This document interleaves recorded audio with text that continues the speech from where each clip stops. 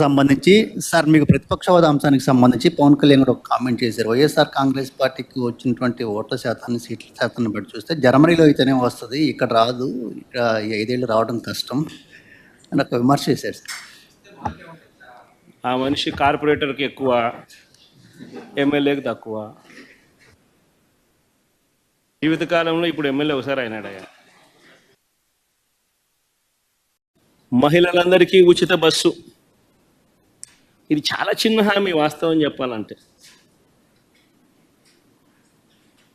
సంవత్సరానికి మహా అయితే నెలకు 275 కోట్లు కావచ్చు, సంవత్సరానికి మహా అయితే 3500 కోట్లు కావచ్చు. చాలా చిన్న హామీ వాస్తవం చెప్పాలంటే. ఎన్నికల మేనిఫెస్టోలో ఇది హామీ పెట్టాడు. ఫస్ట్ ఇయర్ అయిపోయింది, ఎగలు కొట్టేశాడు. మళ్ళీ రెండో సంవత్సరం, మళ్ళీ ఈ సంవత్సరం బడ్జెట్లో చూస్తామా అంటే కనిపించడం లేదు. ఈ సంవత్సరము ఎగనామే. మా రాయలసీమలో ఉన్న మహిళలందరూ ఎదురు చూస్తున్నారు. విశాఖపట్నం పోయి రావచ్చు కదా, పోయి చూసి రావచ్చు కదా, బాగుంటుంది కదా అని చెప్పి.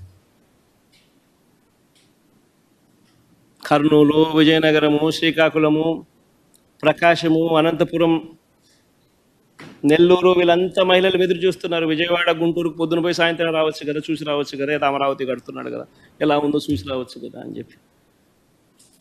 ఉచిత బస్సు పెడితే ఉచితంగా ప్రయాణం చేసి రావచ్చు కదా, ఎక్కడికి పడితే అక్కడికి పోవచ్చు కదా, విహారయాత్రలకు పోవచ్చు కదా, చూసి రావచ్చు కదా, విశాఖపట్నం దగ్గర నుంచి, విజయవాడ దగ్గర నుంచి, గుంటూరు దగ్గర నుంచి అందరూ చూసి రావచ్చు కదా అని చెప్పి అందరూ ఎదురు చూస్తూ ఉన్నారు. కానీ ఈ పెద్ద మనిషి ఏమో ఇటువంటి చిన్న హామీని కూడా నెరవేర్చడంలో మాత్రం ఈ చంద్రబాబు నాయుడు అనే వ్యక్తి తన నైజాన్ని చూపిస్తూ ఉన్నాడు. నేడు సంవత్సరం 3500 కోట్లు ఇదే మహిళలకు బకాయిలు ఎగరగొట్టాడు, ఎగనామం పెట్టాడు. మళ్ళీ ఈ సంవత్సరం మరో 3500 కోట్లు. అంటే మహిళలకు ఫ్రీ బస్సు పుణ్యం, ఫ్రీ బస్సు రూపేణ మరో 7000 కోట్ల రూపాయలు చంద్రబాబు నాయుడు బాకీ పడ్డాడు, ఎగరగొట్టాడు.